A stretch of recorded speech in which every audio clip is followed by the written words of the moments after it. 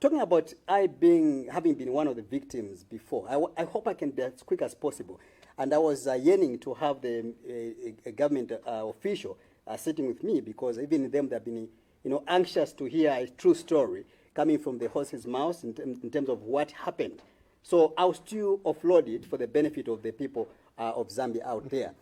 I'll be quick. On the 14th of November last year, I remember it was on a Sunday, around 20 hours, 19:30 actually. On a Sunday, what transpired was that I went home. I was supposed to come back for the TV program, for the assignment program. And as I was checking through social media, you know that social media is also one way of, which feeds us with information.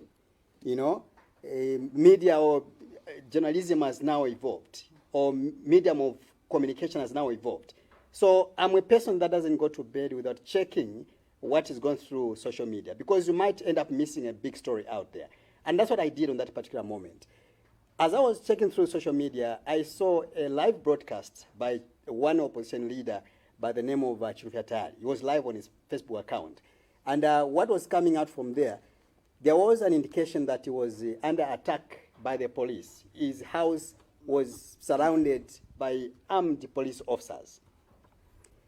Then, out of curiosity, I said, it would be folly for me as a journalist, as a patriotic Zambian, to go home and sleep when there's a big story happening out there. Jen, I want you to get this correct, together with the people of Zambia. I said it would be a betrayal to my conscience and to my profession to go out there and sleep in peace when there's a story happening right now. Somebody is claiming that is under attack. Somebody is purporting that his house is being surrounded by heavy police officers.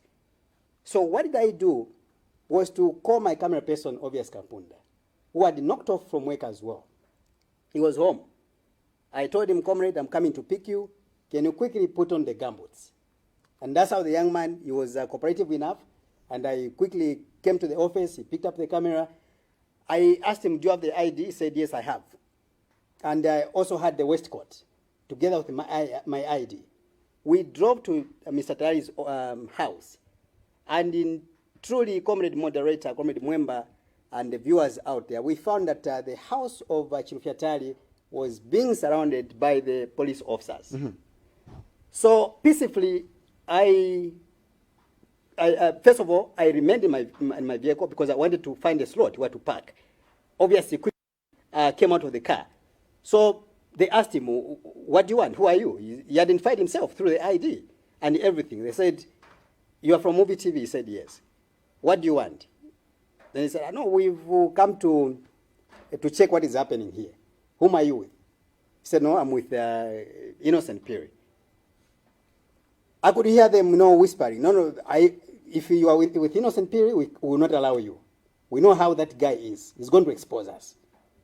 So I remained in my car. And then the young man, he came to me, said, it's like these people, they're afraid of you. So I don't know what you're going to do. I said, look, what have I done here? Me, I don't have any weapon to harm anybody here. So why are they afraid of my presence? And I insisted. I parked the car. One police officer, I think, was cooperative enough. He even gave me a slot where to park the vehicle. And then they said, what do you want, Mr. IP, here? I said, we just want to find out. We've been told that Chirufyatali is under attack. So I saw that on social media. Then he was straight to me, one of the guys. He said, no, we can't allow you here. Have you seen any journalist here? I said, what do you mean? They insisted, no, there's not any journalist here. We didn't invite journalists here to come and cover this event, so we will not allow you to be here. Then I said, what is the problem here? Because here's my ID, in case you are doubting who I am. Here's my ID. They said, we can't even look at your ID. We know you already. But we will not allow you to be here. First of all, who called you to be here? I said, nobody called me. They said, no, we didn't invite you. We didn't invite the media to come and cover this event. I said, comrades, I'm a journalist. And I don't cover events based on invitation alone. Mm-hmm. I can cover a story with or without being invited. So this is a story of public interest. People are watching on CCTV cameras on Mr. Tali's Facebook page. So I'm supposed to be here. So they said, no, this is out of bounds for you. So I said, oh, fine. If you talk about this place being out of bounds, where is the red tape? Because if you go to other countries, if there's a sensitive operation, which you don't need anyone or journalist to be part of that operation, you must be able to signify. You put a red tape to indicate that this place is out of bounds for you as a journalist. There was literally nothing. They said, no, you can't be telling us what to do. We are telling you that this is out of bounds. So now, fast forward, Comrade Mwemba and the viewers out there, is that out of their suspicions, they thought maybe I had been invited by Chief Hatari. You understand? So what did they do was to grab my phone, and they checked. They went in the doubt calls or received calls. They found that there was not any received call from Chief Hatari. It was out of the wind, which triggered my mind to say there's a big story out there. So from there, I think it was quite a bit hostile. They told me, can you go out? I said, I'm not going to do that. 2 police officers came and they said, look, as we are not like these ordinary police officers, we can kill you, as we are from C5, as they call themselves. Then, of course, I was not intimidated. I should make mention. I looked into the face of one of the guys who was in front of me. I said, if your mission, you as a police officer, was to come here and kill one of the people here. So if you feel that among those people to die this evening, I'll be one of them, then go ahead. And maybe that's something that might have angered them. I said, people have died in this world. People with money, people with wealth have left money behind for the sake of saving their countries. Who am I, as a simple journalist, as IP, to die for my country?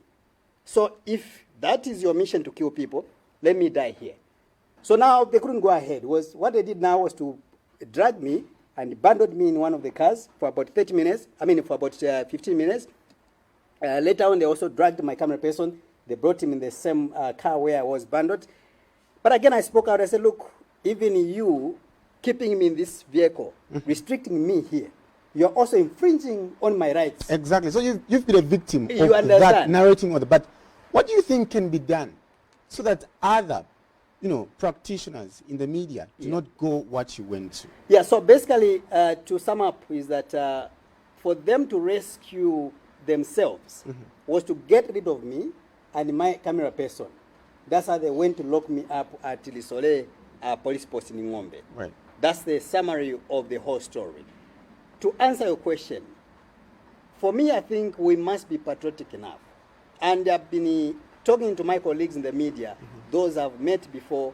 I've appeared in different forums under MISA platforms. I've said, for us to save our country, or in order for us to liberate our country in terms of advancing these media freedoms, we should not be afraid of anything. For as long as you know that you are operating within the confines of the law. So we must be able to always speak to our leaders in government. We should be speaking to our leaders in the opposition and speak to our leaders in the institutions where we work from. But regardless of that, comrade, I should make mention that not everything is bad under the UPND. That we should be magnanimous enough to mention. I think Jenny mentioned something critical, that somehow the government has been helpful enough. I want to give you one practical incident. What happened was that a month later, after my arrest, we invited Chief Hatari here for a media program, for a TV program. And I'll mention this without any fear of contradiction, was that some of my producers and some of my fellow managers here were against me inviting Chief Hatari to come and appear on movie TV. Why? Because they are looking at a person who is critical. They are also looking at a person. The last time when he appeared on movie TV under the PF government, we were given